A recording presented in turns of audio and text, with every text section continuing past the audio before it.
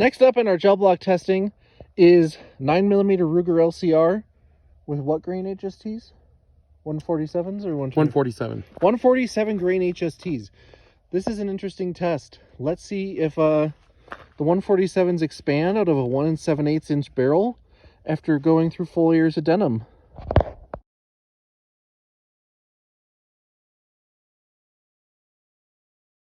An interesting story here. The 147 grain HST partially expanded. It did not expand all the way. It almost kind of turned into a little bit like a wad cutter. It went the same distance, or maybe a little further than the expanded HST, but it flipped, so it tumbled. That's interesting.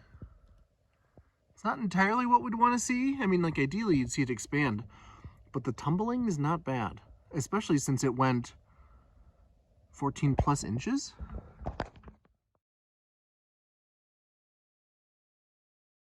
We did another 9mm 147 grain HST.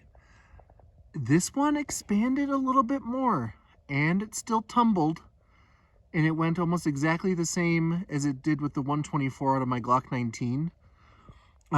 Important to note, these are hand-loaded, pulled 147s, averaging about 875 feet per second. They probably need to go a little bit faster to expand. We're going to try some 124 grain factory out of the LCR and see what they do. Okay, we did two 124 grain HSTs out of the 9mm LCR. One exited the block. The other one stayed in the block. It went the same distance as the other HSTs. It did not expand, but it did yaw. As it tumbled. This is the best view right there. Interesting stuff.